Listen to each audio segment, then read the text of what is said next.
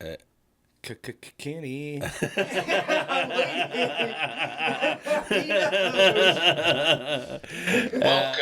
to Get Heavy Podcast.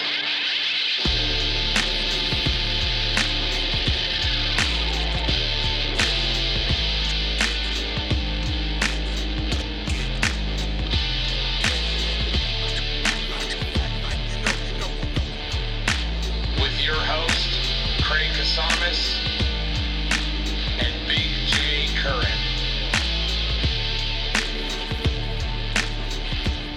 The people that just I could not fucking stand. You were getting bullied by Cure fans? God, we should be recording this. Well, Hold on. different schools. Different schools.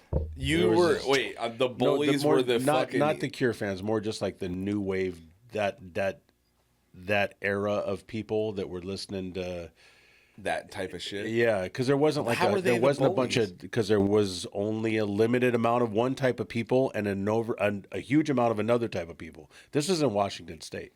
This wasn't here. So there saying... was no metalheads when I went to school. Okay, like none. Okay, there was maybe 6 or 7 guys that were really into metal, and the rest of them were kind of classic rock and listening to that fucking new wave shit.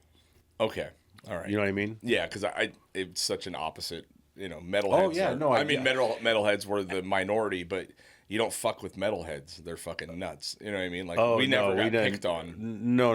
I went from getting that up there from a bunch of goofy fucking white dudes to coming down here, and you got it from everybody else. Yeah, there wasn't. It's not like the punks are running school at Channel Islands. No, you know what I mean. It's not like metalheads are wandering around going up to fucking Samoans, going, "Hey, dude, let's get them." It's not like but it was just weird because I was like in the punk metal kid scene, you know, and no one ever fucked with us. No, it's because they were like, leave these guys alone. They have spikes on, they have fucking belts with bullets on. That wasn't even kind of the case at Channel weird. Islands. That's, you know, yeah. I mean, I guess, you know, just a totally different time, scene. Right? Yeah. When I first moved down here from Washington, I was just full metalhead, man. I mean, full, complete. That's how I had long hair and the shirts, but back then metal was again AC/DC. Yeah, I was, it was Ozzy and AC/DC, and Metallica really hadn't even popped yet. Yeah. When I was into it, that's true. And immediately got picked on. Immediately got picked on. So what's happening, man? Good fights last night? Yes, fights were awesome last night. Yeah, it was. One of those UFC cards that you just every fucking single fight was ended in devastation. Like, I mean, I of the 6 cards on the main card. 6 fights on the main card? I think so, yeah. Every one of them was either a knock. I don't think there was a decision. Really? Yeah, and it was fucking Marab. It was Marab versus Corey Sandhagen. That was the second. That was the co-main. Before that was Khalil Roundtree versus Yuri Prochak, the samurai dude. That was a fucking barn burner. Oh, that dude. Okay, dude, it was so gnarly. Let's not say who. I mean, we can. I guess it doesn't matter. I'll watch them anyways. But yeah. And then, I'll be hitting you up for your sign up. It's on Ted's account, so you can watch it. Oh, okay, cool. And then the main card was Alex Pereira versus Ankalaev. Which was fucking over in a minute and a half. God, that's it was crazy, so good, man. dude. Yeah, I won't tell you who won or anything. Well, I saw it. It was Pereira, right? Yeah, Pereira fucking just came in and stormed the gates and knocked that dude out. Like, it was crazy. Compared to the last fight that they had together, obviously Alex Pereira was hurt. He had a broken hand. I think he had a broken foot. He had some fucking rotavirus as well when he came into the fight. He was sick, not good. And he lasted 5 rounds, and it eventually, I think it was a decision. But this one, dude, you could tell he was fully healthy, and he did not fucking play. Like he's that dude for that list, dude. He took that dude down so fucking fast. It was a minute and a half in the first round, and it was just all hands, over. All hands. Yeah, I mean, just stormed him, dude. It was crazy. And then the Khalil Roundtree fight, who lost, and I love Khalil Roundtree so much. Yeah, but Yuri was just on another fucking level, dude. Like, against Khalil Roundtree. And then Marab. But now at this point in time, isn't Khalil Roundtree kind of, and it happens so fast nowadays, but isn't he kind of like at the end of his career? Well, he's older. He's 41, but he's made a run for champion like twice. Senior division. Yeah, it is. Yeah, but I mean, when you see him, you're like, he's so fucking fast. Like, when he punches, you're like, you don't even see it. Like, you know what I mean? Like, you just see Yuri like pop his head back. But it's always so surprising when you hear about a black guy that's super fast smacking somebody. It's something about like super fat guys. Yeah, they have like this extra power and speed. Keep that in mind as I keep losing weight. Oh, it's fucking all fucking day. Dude. Bring it. Hey, and congratulations! I want to make sure that I congratulate you officially and formally for getting your blue belt. Thank you, man. Yeah. I just really blows my mind that somebody as fat as you can get that. Yeah, like every time I picture you rolling around in the mat, I just picture you trying to just get up. Just rolling around trying not teeter on your belly to get up. You'd be shocked at how No, well I would not actually be shocked at all. Ask Ted. Yeah. Ask your fucking he told me. He told me. Yeah, he was like, I knew it was coming. Well, I wasn't being mean to him at all, but you just look, man, first of all, I'm so You weren't being mean to him, but you weren't being as nice as probably everybody else there was. Oh, absolutely I was. Yeah. Well, absolutely. That's not the way he presented it. Well, I just slammed him. I think people are shocked by how strong I am.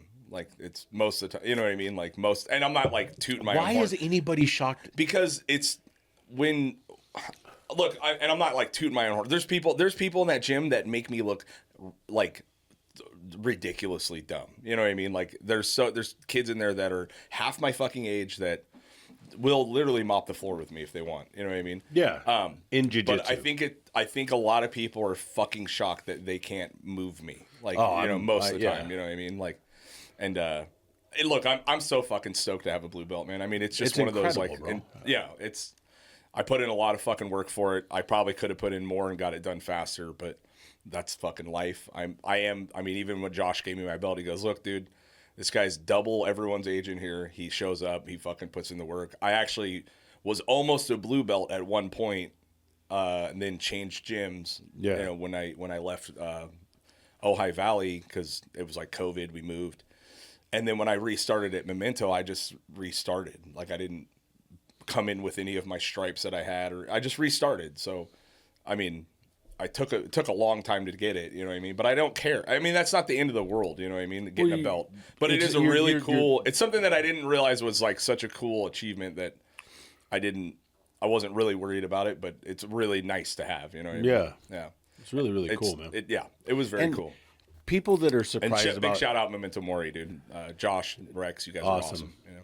We got to get Josh back on. So. Yeah. I don't know how, like, being a big guy my whole life, you can do a lot, but if you can't really move me once I put my base down. Sure. And you have the same base. Like there's no, you go ahead and grab a leg. Yeah. And my leg weighs a lot more than most of you guys in this gym, dude. So you're going to have to figure out a different way to make this happen. Yeah. It's so funny too because you get this blue belt and you're fucking stoked, right? And then it was like after class, so you do drills for about an hour. You know what I mean? Drilling, moves, whatever, and then it goes to open mat, free roll. You know what I mean? And so they give me my blue belt like right there, and then immediately, everyone's like, "You want to roll, dude?" And then now I'm getting fucking heel hooked. I'm getting fucking like shit that like.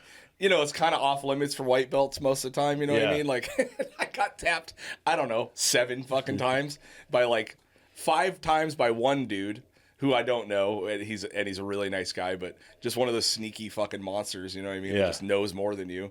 And then you just get, as soon as you get this thing, everyone's like, now you're back down to the beginning, dude. And they just humble your ass, and it's totally motivating and awesome, and no one's mean about it. You know what I mean? It's just like, well, now you're at this level, and this is what you're gonna get to experience. You know what I mean? Like, and I was like, fuck. So it was an immediate like high into an immediate like, there's so much. I don't know what the fuck is going on. You know what I mean? Like, I got choked with something that I don't even know how I got in it. You know what I mean? I was like, fuck, dude. Yeah. It's honestly, man, it's a really cool thing. I've been putting it on in the morning and parading around the house. You know what I mean? Yeah. I know the kids are impressed. They're so impressed. Yeah. They couldn't give a shit. No. My wife was stoked for me. Oh, really? At least she faked it. Yeah. Just like every other thing. Yeah. But yeah, it was really cool, man, honestly. Yeah, proud of you, man. Thank you, man. I appreciate it. I'm the joke is that if you get a blue belt, you're in the top fucking 10th percentile for jiu-jitsu now. Yeah. Because the path to blue belt is hard and it's a long time. You know what I mean? And then now most 90% of people bail out before they ever get their blue up. You know what I mean? Yeah. And I just told him at the gym when I got it, I said, dude, I'm so excited to have this. I can't wait to never come here again. Like, because that's the blue belt like curse is like you get your blue belt and then everyone bails. Like they don't roll for another year. You know what I mean? But anyway, I'm going back on Monday. I'll see you there Monday, guys. So next brown? It goes purple, then brown, then black. And then usually they say kind of by purple belt, you are basically a black belt, you know, but you spend the next, you know, handful of years kind of just fine tuning skills. And at a purple belt, you have a really, really wide understanding of jiu-jitsu. You know what I mean?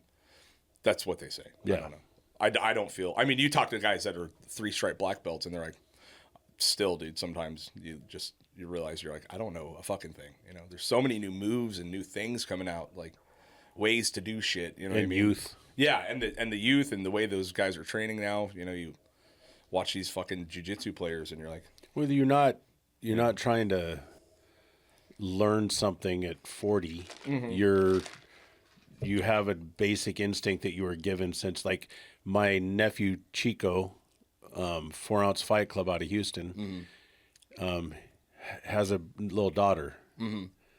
She's at the gym with him all the time. yeah, So he's literally laying on the mat with her and rolling around with her and, you know, putting her in little positions and then putting her on top of him and then putting her arm around his neck and doing all this stuff. And the other fighters are messing with her all the time and she's just running around on the mat. Totally, well, dude. that's going to be her whole life. it's just going to be in her DNA. Oh, dude. You know what I mean, yeah.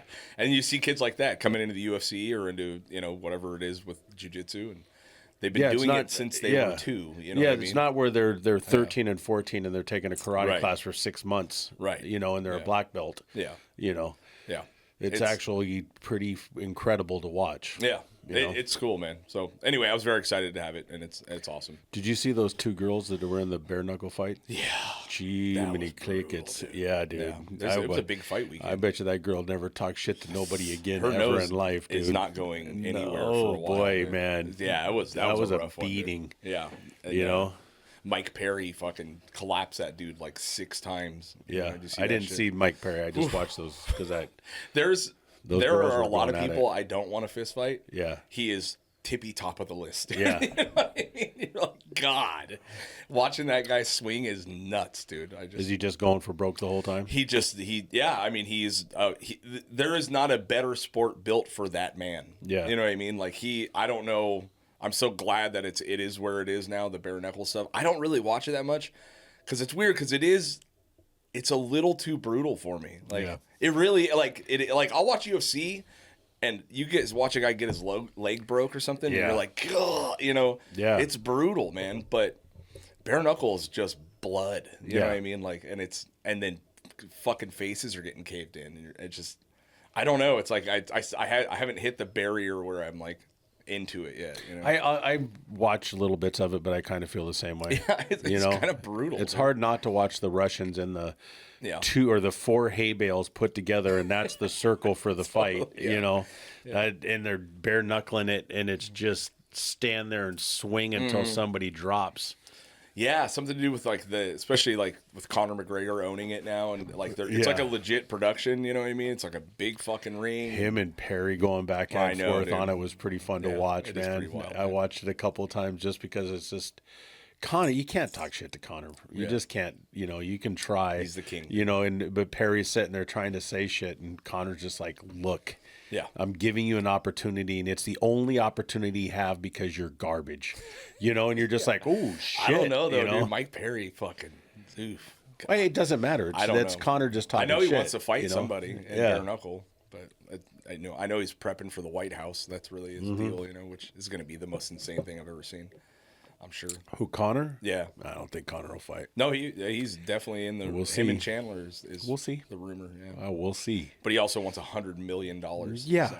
he's worth. It's worth it. You know, it's not.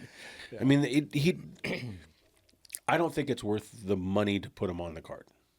I think that card's going to be insane no matter what they do. So why pay him some extraordinary amount of money? Right. The card will sell itself.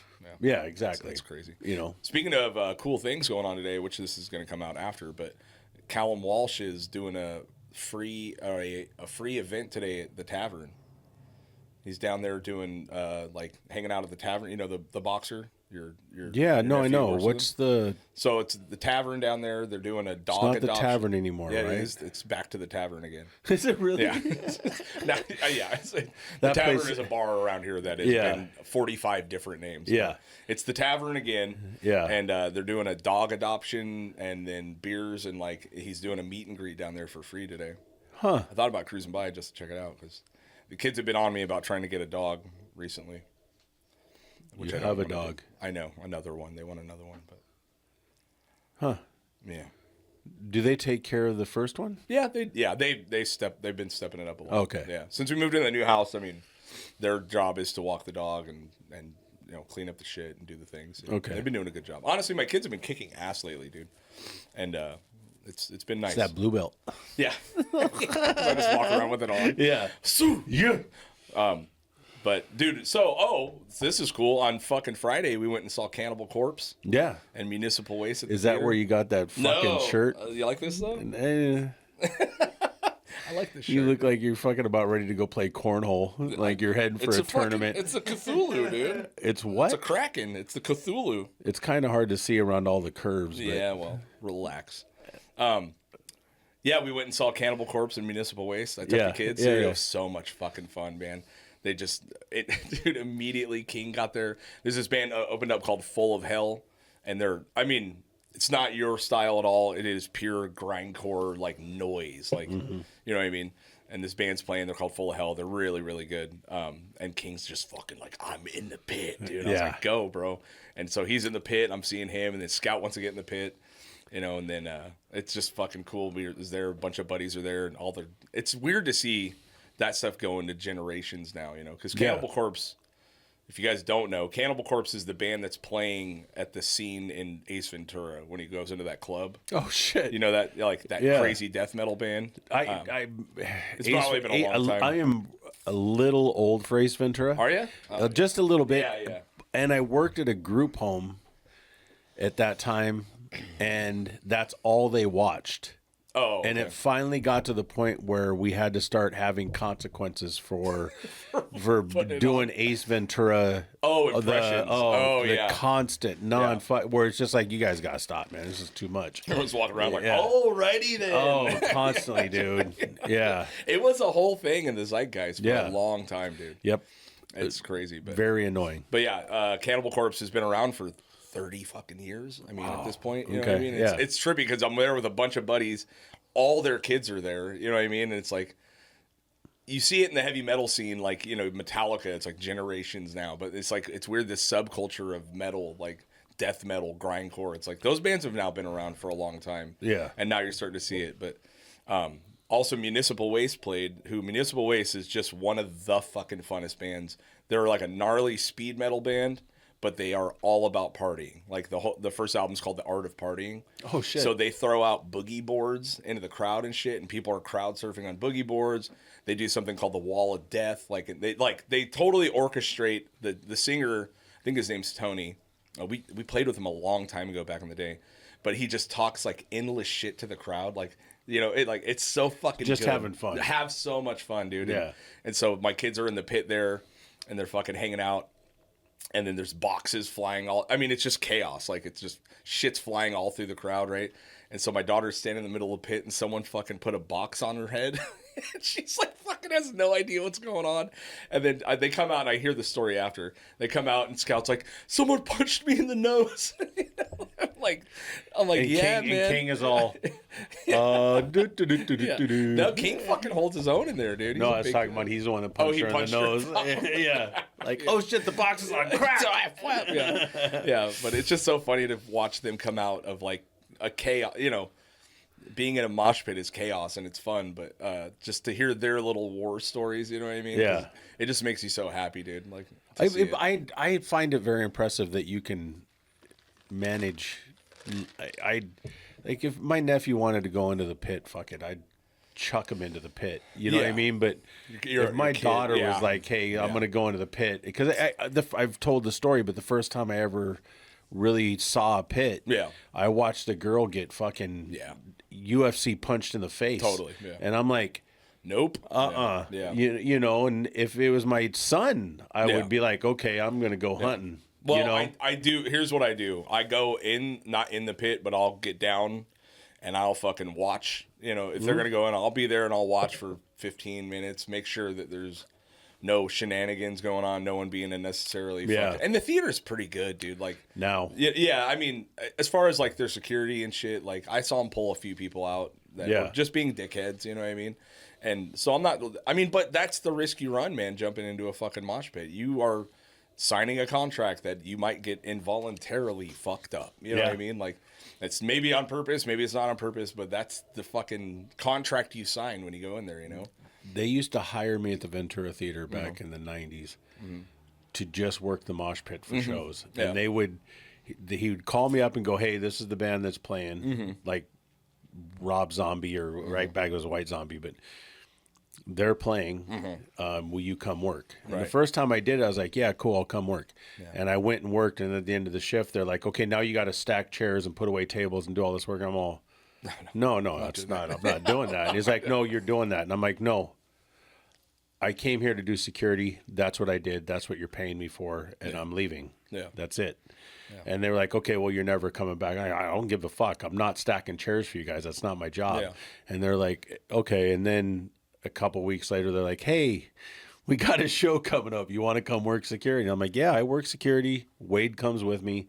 I work the pit. And I would stand there at the pit and I just watch exactly what you're doing. And the second I saw somebody being a dickhead, dude, I would smash it, bro. And I would take him out the side. And as I'm taking him out, dude, I'd be getting beat up. You know, I'm getting tuned up on the way out. But Wade would be behind me. And on the way back, he'd give me a little nudge or let me know, like, this is one of the guys. And I'd just clock and then just keep I mean, it was just a constant. I couldn't even imagine trying to do that now. I mean, I was 24, 25. You know. But so much fun, dude. Speaking of assaulting, did you shit your pants? God, I was wondering when you were going to catch that, bro. Me, dude. My fucking nose is burning, dude. Is there a window? That's how we started. Jesus Christ, man. Are you okay? No, man. It doesn't fucking Ozempic. It doesn't feel like it. It was bad. It's not leaving. It's fucking here. Like it's here. It's here. There's no like. I can't get a breath. No, what happens with Ozempic is when you eat, the stuff doesn't go through you. It sits inside of you. So it just sits there and continually goes through. And there's certain stuff that when you eat it, it's bad. But I'm wearing these bib overalls, dude. So it just comes straight out the top, right? And I'm sitting over here. Literally, I'm not kidding. My eyes are. I don't know if you can tell, but my fucking eyes were watering. It's killing me. I can't fucking hardly stand it. And I'm sitting here trying to just play it off and smile at you. And I'm going. I'm looking at you, listening to you, and I'm going, how the fuck are you not saying something about this, man? It's fucking gnarly. I think, should we take a break? You need to go check yourself. I'm good now. Did it? It's a good one, man. It's fucking bad, dude. I can taste it. Do you guys want to take a break for a minute here? Can we air this place let's air it out. Let's air it out. We'll be right back, you guys. Jesus. Yeah, it's fucking bad, dude. It won't leave. It's fucking crazy. Oh, yeah, it's a good one. It's not. It's not a good one.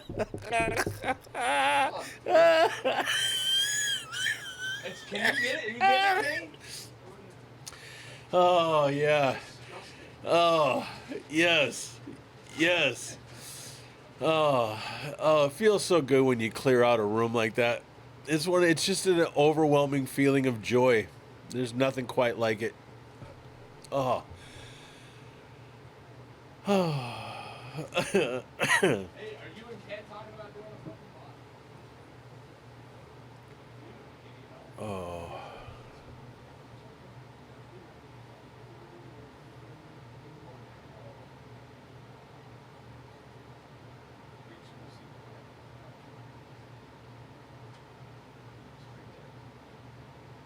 Yeah, that's awesome. Yeah, he's telling me that. Well, if you guys get it going, come on. I haven't done it again. It's still the same. I know. How's it not leaving, dude? This is nasty. God damn. You need a fucking blanket in here or something. Air it out. Good lord. I'm good now. Are you? I'll stop doing it. No, you won't. Yeah, I will. I will. Because it's gnarly, man. I'm not kidding about it. I can't stand the smell either. God damn, dude. Huh. Let's do this. Man, this AC does blow cold, doesn't it? It's not helping. Now it's just cold farts. Not hot farts.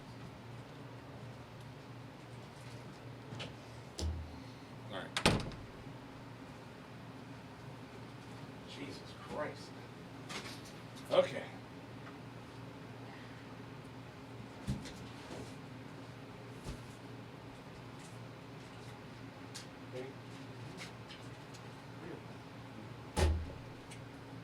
What's up?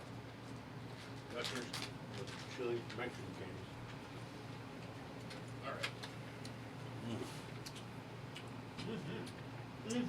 Dolce Fuck, dude. enchiladas. Okay. Okay. Mm-hmm. Pretty good, huh? I like it. Dude, Maybe this is what's doing it. I'll buy a box. All right. Can we get back to this? Holy fuck, dude. Oh. Those are good. Are those in the Vallartas? Where are you getting those? A liquor store down the street. Oh, Any really? liquor store where they got the... Okay. Yeah. It's in my throat. Mm-hmm. There we go. All right. we still going, Kenny? We're back. Good God, dude. Yeah. Oh, yeah. That was fucking rough. Oh, I literally was sitting here going, God, this is horrible. How the fuck is he not smelling this? And just watching you waiting. My eyes were watering. I couldn't Yeah. stand it anymore.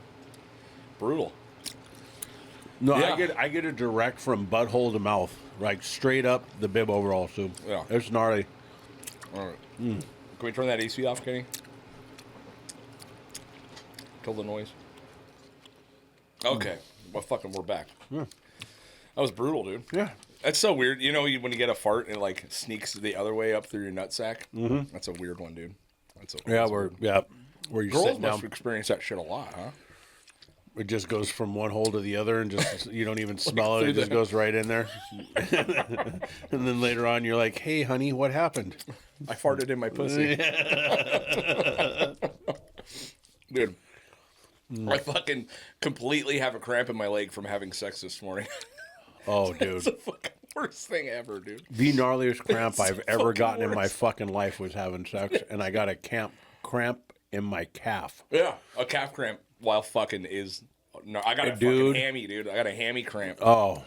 It was, dude, it was brutal. Up in the air, and then all like she's wondering what the fuck is going on because I'm just punching my calf because my calf came off the side of my leg. Oh no, yeah. I It's mean, one of those, it yeah. locked up, and it was, and I'm looking, going, what the, and I'm trying to hit it back into place to get it to loosen up, dude.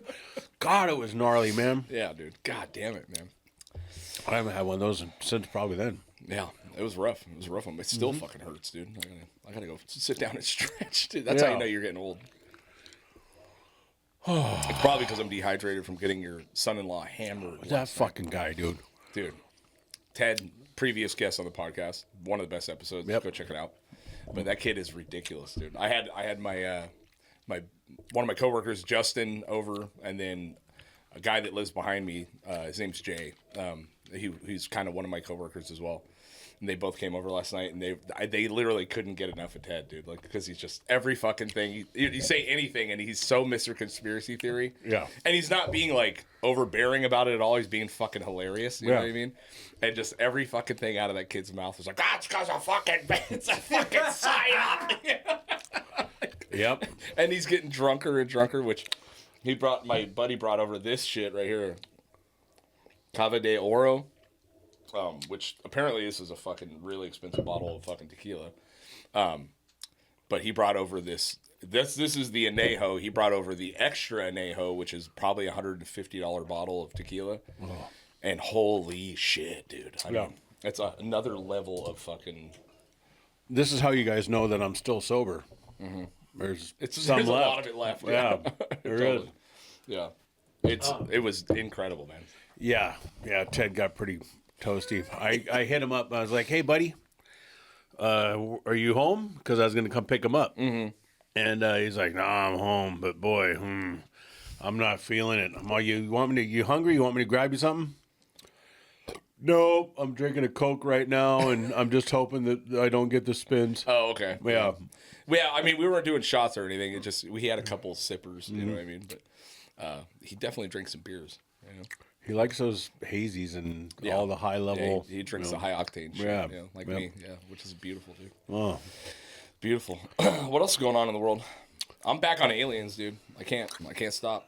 All right, dude. I'm back on it, dude. I'm on it. I'm.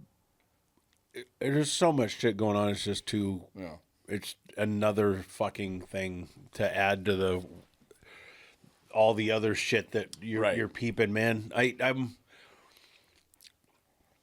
I've got, how we and I'm guessing it's like this no matter where you're at, but Ventura County is very incestual as far as like you start getting into thing, and the next thing you know, this person knows this person and that person, and you go to date somebody and you realize that like you're friends with this and that and the other. But I have two friends, Matt and Ryan Borst. And Matt we call him Mattress. Matt's about 400 or 500 pounds.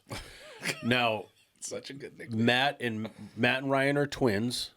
They're both 6 foot some tall, huge dudes. Met him years ago.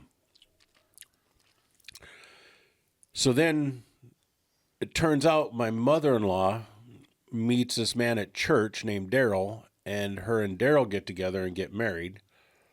That's Matt and Ryan's dad. Oh, shit. Yes. Well, then Matt somehow ends up talking with my nephew's mother, Ethan's mom, Jessica, who has a wild story. If she ever comes into town, I'd love to talk to her. She got a wild-ass story. They end up together. Whoa. So now they all live in Idaho. Jess moved up to Idaho, and her and Matt are together. And so now there's this whole thing that all kind of just connected together. It's just bizarre. But I got a phone call yesterday, and he was getting surgery, and he's getting some of his colon removed or something. Not exactly sure, but I got a phone call saying that he's got septic cancer, and he's going... They're sending him to the hospital right now. He's in Idaho. They're sending him to Utah, and he's going to die. Ugh. And that was last night when I got to work. I was working at the garage last night, 1091 Scandia Avenue, and that's what I was thinking was going to happen. And then he went in for the surgery, and they realized that, okay, it's not as bad as they had. So this morning when I was talking to him, everything was good. Yeah. But it just goes back to, again, like I keep, it keeps hitting me that do all the things that you want to do. Right. Don't go, man, one day I would like to go do this. Go do it. It's, it's part of how I end up back on my motorcycle every day again, is just because I'm like, man, I only got so much time to do this. Why, just do it, and then thinking about Matt and Ryan being twins and being brothers, like, man, like to lose you or to lose Chris or Harvey or just one of my brothers, just that you know, in West, I still, you know, Andy, I think about both those two fucking guys, dude, yeah. TK every day. Not a day goes by that something doesn't happen that, you know. Yeah, life is I mean, it's important, dude. It's such a weird conversation. 99% of people live their life with regret of the thing they wanted to do and never did. You know what I mean? Like taking a chance on something. You know what I mean? And it's so weird. Like as I see a lot of members of my family getting older and shit like that, and a lot of them work their asses off their whole fucking lives, and had a good time. And had a good time, you know. But it's just. Yeah, I mean, right here, the last week, I don't know if you heard about this, literally on our street, like on Vineyard right here we are, they're doing work. Yeah. You know, they're doing work right there. And a truck driver on the job was fucking making a turn into an area to go turn around and get into the job site. And a bicyclist fucking ran a red light, and the truck driver fucking destroyed him. Like, popped him like a fucking balloon. You know what I mean? Right there. Like, and I have some of my students that were on the job working, and we were talking about it yesterday, and they're like, I just have never, I've never seen something like that. You know what I mean? And you just realize, like, dude, you're a guy on your bicycle, and it's not even the trucker's fault. I mean, the guy blew a light, you know, and bicyclists fucking do whatever they want on the road. The guy wasn't turning where he wasn't supposed to turn. The guy, you know what I mean? It is what it is. But this guy, just terrible fucking circumstance, just. And that trucker's got to live with that for the rest of his life. You know what I mean? Yeah. And it's just so, it shit in so fucking fast. You know what I mean? How the fuck did that, who knows? Yeah. You know, but I have this thing about motorcycle cops. Okay. That I think that they borderline on should be illegal. It's not, their job is not to protect and serve. Their job is to write tickets. Yeah. That is it. Mm-hmm. I really, really think that there should be some sort of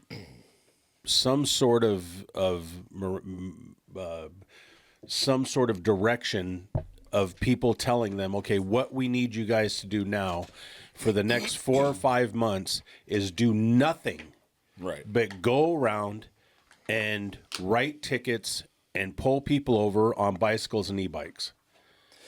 I mean, and that should just, because those guys, it's the shit that they do that's illegal. Yeah, and then want to fucking lose their fucking mind when you get too close to them. Yeah. Which I don't get close to them. I agree with that part of it. In the middle of the street, what are you going to do? I mean, if you're driving down Thompson, that's the bike path. Yeah. We've talked, you know, you kind of, that's what you have to do. So you kind of want to ride more towards the middle and not next to the car because people are going to run right fucking next to you. Right. But it's like in my neighborhood, all the people in my neighborhood have electric bikes now. Yeah, I watched a guy running down Preble with no helmet on himself, which is whatever, that's fine. It's your choice. But his kid was on the back, and his kid wasn't but 2 or 3 years. Like, it was a little dude. Yeah. And he's going full speed. 40 miles an hour. Down Preble. Down Preble. Full speed. And I mean, it made me go, oh, shit. You know, and I'm thinking, you don't realize, like... Like, you haven't been riding your bike and wrecked your bike. You don't realize that that's a constant thing that can happen at any time. Dude, 100%. I mean, I think a lot of people don't realize how fucking fast 35 miles an hour is.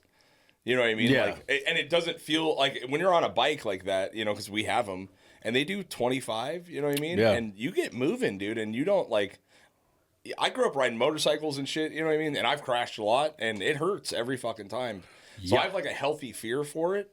But you get a lot of guys that literally are in Ventura that grew up on a beach cruiser. Maybe they did a little BMX. And they get these bikes that do 60 miles an hour. Some of those electric bikes are doing 60 miles an hour. And they got no helmet, and they're fucking riding like they are on a bicycle. You know what I mean? It's like, dude, you're not, you know.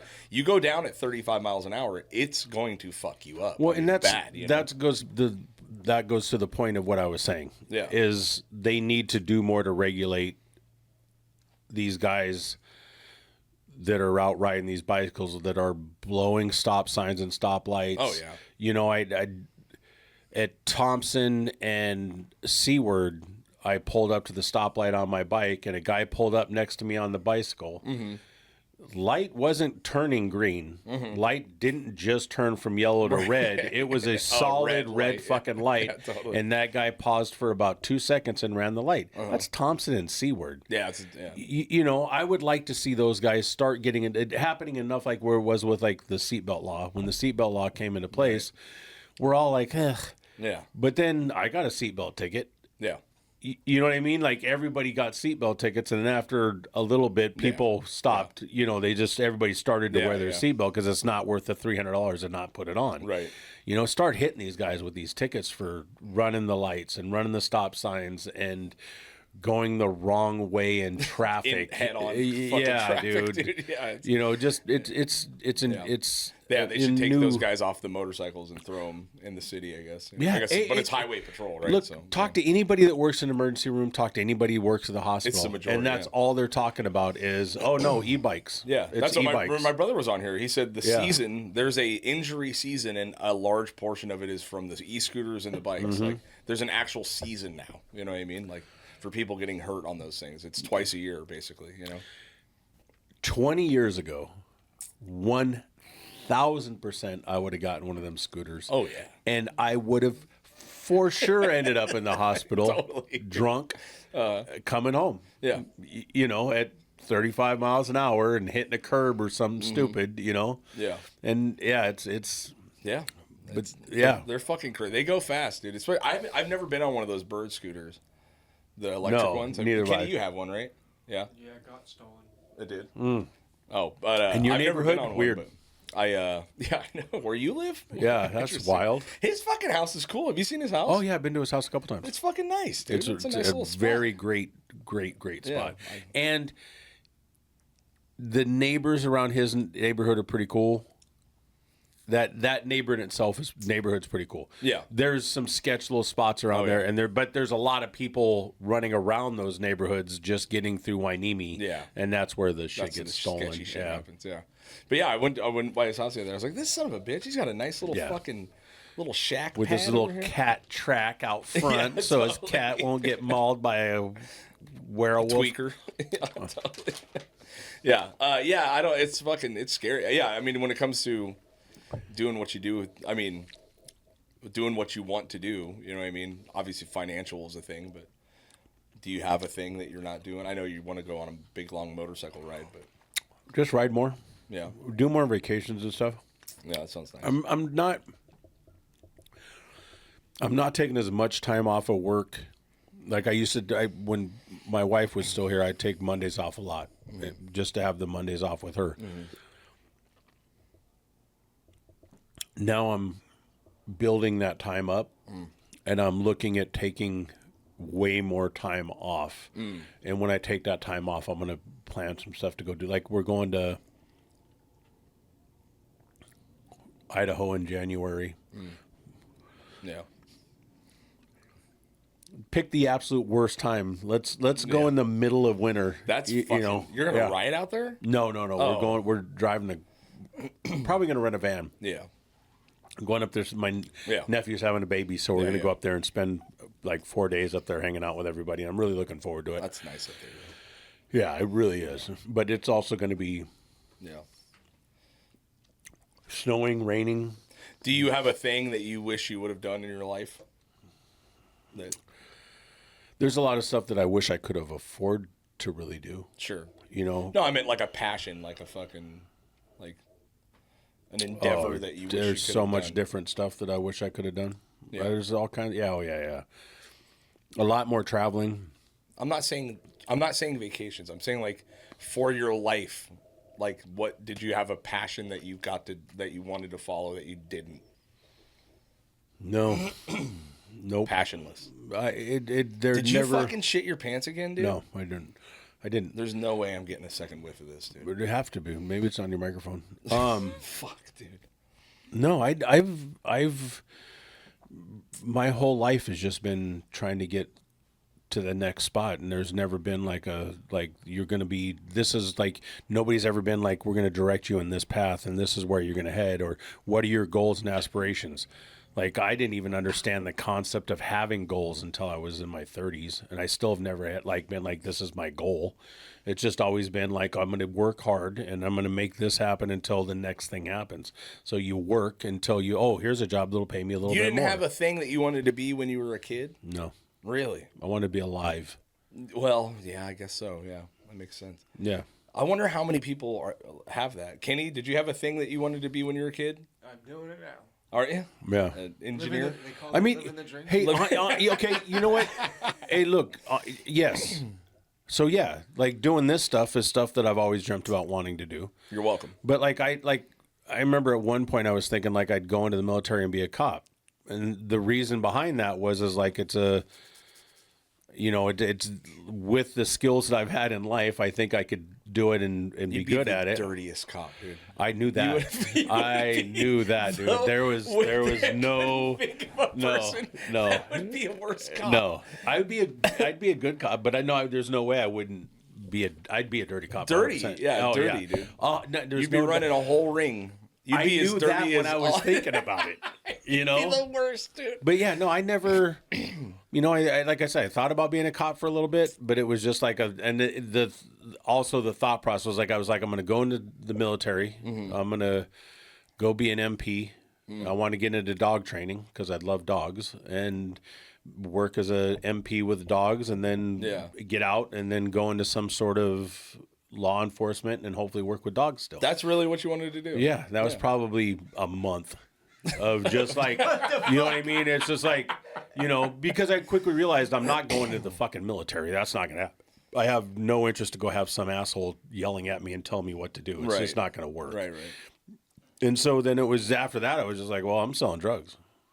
Sure. It's And so then, weird, yeah. Then I wonder I know how that works. how many people have that. I mean, and I grew up, with, I don't know, maybe I just grew up with a thing. I found a thing that I loved, you know what I mean? And like, I wanted to be a musician. That was my thing. That's what I found a passion a long time ago when I was a kid. And it was literally like. You have a support system, though. I had a mom that was very supportive. Yeah. There was no. I know. That's why it's fascinating to because I've asked people that a lot of times, like, oh, dude, did you have, because it's a weird, I feel so lucky in the minute scale that I've got to follow what I wanted to do and do it for a long time. You know what I mean? Yeah. And I'm always so surprised at people that don't you're not the first one that's been like, no, man, I just wanted to get a job and do it. And I'm not devaluing what you were saying, but you meet a lot of people that didn't have a passion or a thing that they loved to do. You know what I mean? They're just kind of floating through life. I mean, now you're more of a victim of circumstance in the way in which you grew up. You know what I mean? But here's with the music thing. Sure. I really, really wanted to play music. Mm-hmm. I really wanted to play any type of instrument. In elementary school, I tried to play the fiddle or violin. Mm-hmm. I was kind of tried to do that, but you have to have an instrument. Totally, yeah. So that went out the window. Yeah, got it. And then I wanted to play drums or play bass guitar. Right. I never really ever gave a fuck about guitar at all. Yeah, well, bass is way cooler. Yeah, that's how I always felt. It's the coolest instrument. I think part of it was my dad. But bass players are the least cool people most of the time. Yeah, but unless you're funk. My dad was always like, "Hey, man, play bass." Mm-hmm. I'm like, okay, buy me one. But he's all, well, hold on. Yeah, never mind. He's like, he was just nods back out. He always said, "Be like Donald Duck Dunn, play bass," and he's the coolest man on earth. Yeah, it's like, all right, fair enough. But it just never. I knew that wasn't a thing. That I was going to get the bass, that I was going to have a place to play the bass, to practice the bass, to have the amp, to have the. I've never had a bedroom. I didn't have a bedroom until a real actual bedroom until I was in high school, and then my brother and I still shared the bedroom. Sure, I've never had, so it just wasn't even. Yeah, I mean, honestly, as far as that stuff goes, I've got the job. I've got the house. I've got the family. I've got the friends. Sure. I mean, that's kind of the you have goal. a fulfilled life. It's not like you 100%. Live life with a million things of regret or anything. But it's always so weird that, you just, I don't know. It's just, I think about it more now with the kids, that what's going on, you know what I mean? With AI and jobs are gone. You know, jobs are going to be gone in fucking 10 years pretty much. I mean, a lot of them menial jobs. And it's just, I've always tried to instill in my kids, like, find a passion, dude. You have to find a passion. Because you are going to have to work. You're going to have to fucking do all the things you need to do to survive.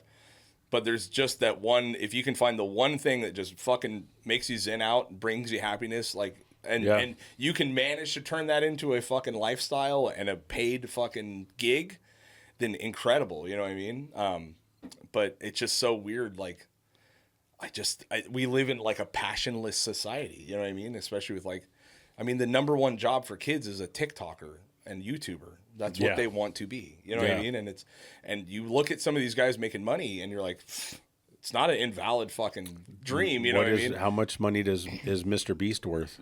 I think he's probably $1 billion at this point. You know what I mean? Yeah. I mean, at least he's there's doing only going to be one with it. Mr. Beast. There's only one Joe Rogan. There's only, you know, and now there's a lot of people that can make fucking serious money. Theo Vaughn seems to be doing a pretty good job. He seems to be having a rough time right now, dude. Why? You see that shit? No. What now? Oh, you didn't see what happened? No. There's a whole thing going on with, he just filmed his Netflix special, I guess, and like, I don't know. Obviously I wasn't there, but Theo Vaughn for me is one of the most fascinating people. Just his interviews, I mean, they're awesome, and he's very funny. But I guess during the filming of his Netflix special, like, he was bombing, like walking people out, like, of the filming. And then there's like this footage of him after, and all these people like coming up to him, and he goes, and he's like, says something. He's like, "Look, guys, I'm just trying not to kill myself right now." Like, blah blah blah, and like he's going through some shit. You know what I mean? This guy's at the tippy top of his game, you know. And maybe it's all the fucking weird pressure that's getting put on him from there's like a big backlash from the woke side of comedians calling. I mean, Mark Maron mentioned him, you know, during his fucking special kind of shit.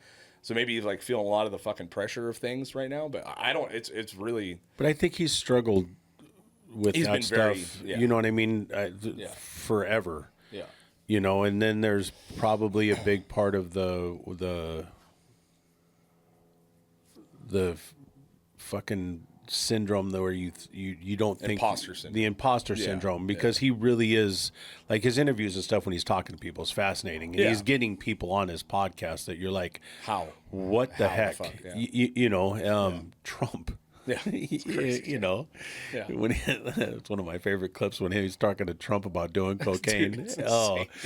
But I think the imposter syndrome and stuff, and it's just, God, I feel bad for the dude, man. Yeah, I mean, you know, and I haven't seen any of that, which really surprises me because I pay attention to him. Yeah, you know. But it's like you see these guys that have been able to make an incredible life for themselves by following their passion. Comedians, musicians, whatever. It doesn't have to even be creative, like a creative endeavor. It could be, I want to be the best fucking coder ever on planet Earth, or whatever it is. I just find so many fucking people that are so unhappy with their lives. You know what I mean? And I'm not saying you are at all. It's so weird to me that I think people need to get out of the house.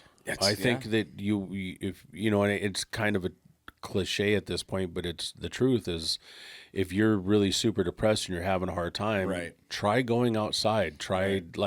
But a lot of people, like, we're talking about Ted, like 2 or 3 weeks ago, out of nowhere, is like, "Hey, Pops, can we go camping?" Yeah. And I'm like, "Yeah, sure, no problem." Yeah. And he's like, "Okay, cool." He goes, "Look, I really want to go camping and do more camping and stuff, but I really don't know how. I never have." Yeah. And I'm just all in my head, like, and then you start thinking about, like, how many people around they've never had a family, they don't go camping, don't know how to... I've never spent a night outside. Yeah. You know what I mean? Yeah. Like, how many people have never spent a night outside? Yeah.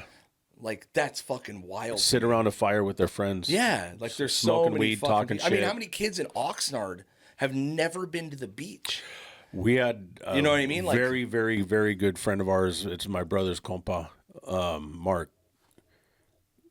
When we were in high school, we went to like Magic Mountain, or we went somewhere. He had never really been off of Paula Street except for to go to school. It's insane. Like, he just stayed in his block. Just stayed in his block, in his neighborhood, and you know, and I've had quite a few friends that were like that. Which it's when you're like, when you have moved as much as we have and have done all the difference, you're like, what? Yeah, it's amazing. But you know, Yeah.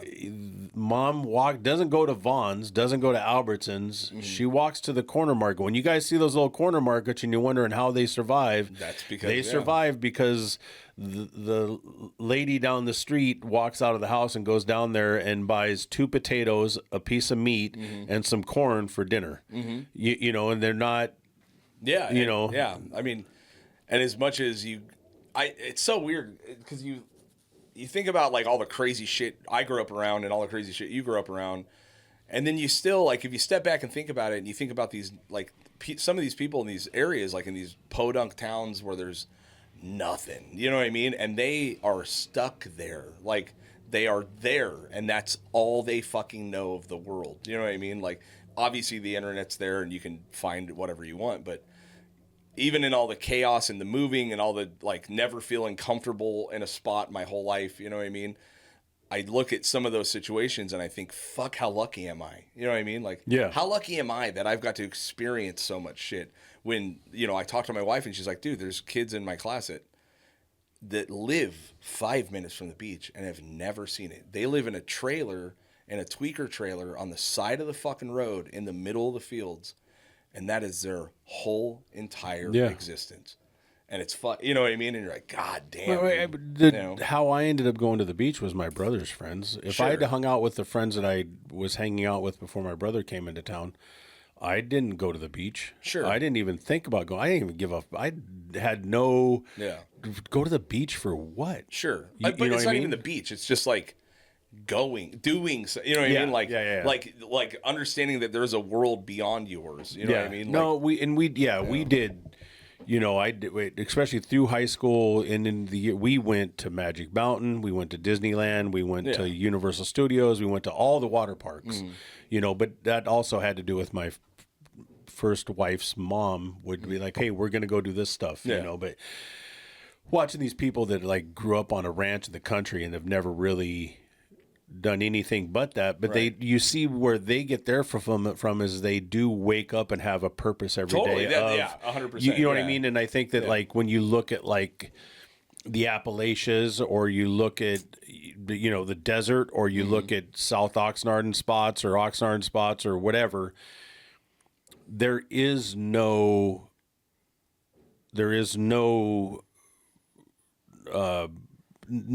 point of no desire, no understanding of like, oh, this is what I'm gonna do today. Right. I'm gonna wake up. I gotta feed the chickens. I gotta, you know, it's you wake up and you don't have a purpose. There you go. That's the word I couldn't get out. Purpose. It is. I think that, and I think that that's gonna be one of the biggest things because, you know, I was reading this morning. I was reading about like what AI and what's like.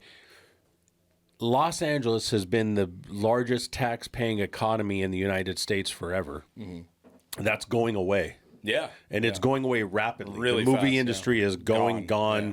Like there's nothing left. Right. And if there is anything left to it, the movie studios and all these people are going elsewhere. So all the people that work in the studios don't have work. I mean, Larry hasn't worked, I guess, in quite a while. And so all of that is going away. Now, what's going to happen with all those people? And now what is LA going to do? Like, Newsom's not trying to figure out a way to, it's like, okay, how can we create another economy? Right. Let's start doing oil again. Let's start, they're not doing that. They're going, here's what I'm going to do. I'm going to now mimic and parody all the shit that we talk about Trump. Now I'm going to do that. Sure. And that's how I'm going to get into presidency. Sure, yeah. And you see him doing it. I mean, it is bizarre, dude. Yeah. I saw him sitting down talking to fucking Bill Clinton the other day. I was like, with all this shit we know about that fucking guy, you're going to sit down and interview the motherfucker and kiss his ass? Like, you know what I mean? Like, what the fuck, man? Talk about being out of fucking touch with the world. That dude gives one shit about is becoming president. Right. That is it. Yeah. He doesn't care about the people of California. He doesn't care about California. It is a stepping stone for him to get into presidency. Well, and that is all he wants. That's all Pelosi wants. That's all his crew of people that have groomed him up to where he is now. They're grooming him into this next position, and that is it. And right, left, middle, I don't give a shit. It is another crooked ass politician that, right or left, I don't care. It's another crooked ass politician that really doesn't care about us. He's just trying to make that next step in creating his portfolio of just screwing us. Well, you know, I mean, The favoritism for Newsom is fabricated. yeah. Well, they're trying to. They screwed up so bad with Kamala because they didn't go like, hey, let's find a good candidate. Let's go with the status quo that we've had. And I can't believe that people think that she had any potential of being a good president. The status quo is like, okay, so we need to find somebody that's got the face, the look, and the comments and the talk. And that guy has gone from, I mean, I don't know if you guys have watched him lately. He's got the hand movements. He's got the cadence. He's got the whole, it's fucking insane, you know, he is. And now, have you seen the shit that he's been posting on X and whatnot? No. Oh, yeah. Dude. He's trying to troll. No, 100% totally. trying to troll, Hey, dude. you ain't topping Trumpito, dude. No, you're not. It's fucking You're not. wild. Trump's doing it on his own. Gavin's Those got, fucking Gavin's AI got a videos wider of the sombreros and shit. Have you seen those? That was nuts, dude. They're fighting to protect the health care of the American people in the face of an unprecedented Republican assault. Way to sugarcoat it. Nobody likes Democrats anymore. We have no voters left because of all of our woke trans bullshit. Not even black people want to vote for us anymore. Even Latinos hate us. So we need new voters. And if we give all these illegal aliens free health care, we might be able to get them on our side so they can vote for us. They can't even speak English, so they won't realize we're just a bunch of woke pieces of shit, you know, at least for a while until they learn English and they realize they hate us too. Yeah. Behind him. Look. You know what I mean? Like, and then I just saw Newsom say the other day, he's all, yeah, I have about 45 MAGA hats. Trump just keeps sending me MAGA hats. See, look. It's fucking crazy. I know whatever, however you feel about it. He is the most comedic president we've ever had, bar none, without a doubt. The biggest troll. It's fucking like, wild. Just insane, dude. Yeah, it's not going to end well, but no, it's fucking, not. I mean, you can't deny the fact that it's fucking crazy. Like, you see it and you go, we are living in a total fucking, if there was any clue that this, idiocracy for sure, but if there's any clue that this is a simulation of a simulation of a simulation, we're fucking there, dude. You read something that you read something that he said and that he posted, and you read it and you look at it and you're like, oh God, that's fucking hilarious. Yeah. And then 5 minutes later, you read something else he said, and you're reading it. You read it 5 times, going, there's some sort of parody in this. Yeah, there's something funny in this. Yeah. And there's not. Yeah. You're just like, what the fuck is he doing? Right. You know, like the last one was, and who knows, but it was the allowing Ukraine to do long range missiles targeting Russia. Okay. And that was one of the things, is like, hey man, if you are allowing Ukraine to use your missiles to target infrastructure within Russia, you are now part of what this is now World War III, which is